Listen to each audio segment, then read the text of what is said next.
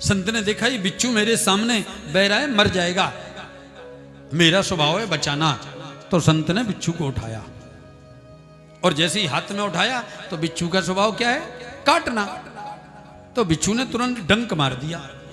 संत ने कहा राम रे राम, ये मरने जा रहा है, अभी जाएगा भंवर में फंसेगा, मर जाएगा, फिर भी स्वभाव नहीं छोड़ता है। अरे ये मरते समय स्वभाव नहीं छोड़ रहा है तो मैं बचाते समय स्वभाव क्यों छोड़ दूं? इसका स्वभाव काटना है और मेरा स्वभाव बचाना है।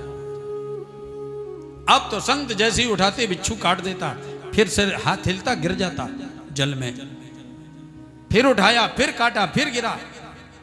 अच्छा, हम अगर किसी की सहायता करें और कोई व्यक्ति हमसे अपशब्द कह दे या कुछ कह दे तो फिर हम सहायता करते हैं?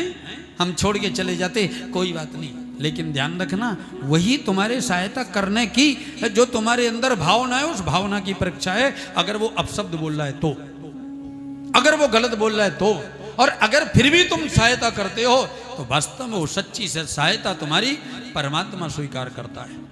तुम्हारी सहायता करने के लिए 10 लोगों को सदैव खड़ा कर देगा।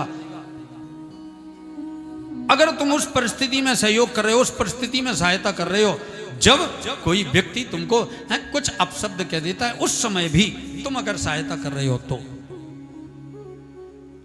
बार बार संत बिच्छू को उठाता, वो बिच्छू डंक मार देता, बार बार उठाते हो डंक मार देता, शरीर हिलता है, गिर जाता जल में। एक एक करके 100 बार बिच्छू ने काटा और संत ने 100 बार उठाया, लेकिन धीरे धीरे करके किनारे आने लगे थे। 101वीं बार हुई, जहर का इतना प्रभाव चढ़ा कि शरीर काला पड़ने लगा। जहर के प्रभाव से शरीर एकदम फूलने लगा और जैसे ही गिरने वाला था उसी समय हाथ आगे फेंका तो बिच्छू जल के बाहर गिरा। और गिरते ही वो बिच्छू नहीं था, वो तो साक्षात शिव जी थे।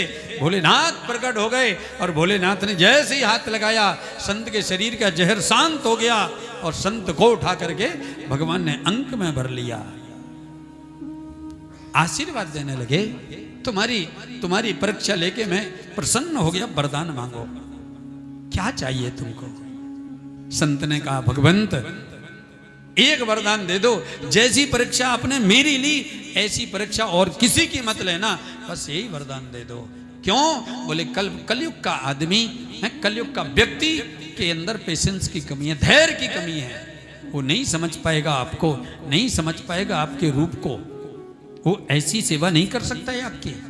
इसलिए नाथ ऐसी किसी की परीक्षा मत लेना, बस यही वरदान दे।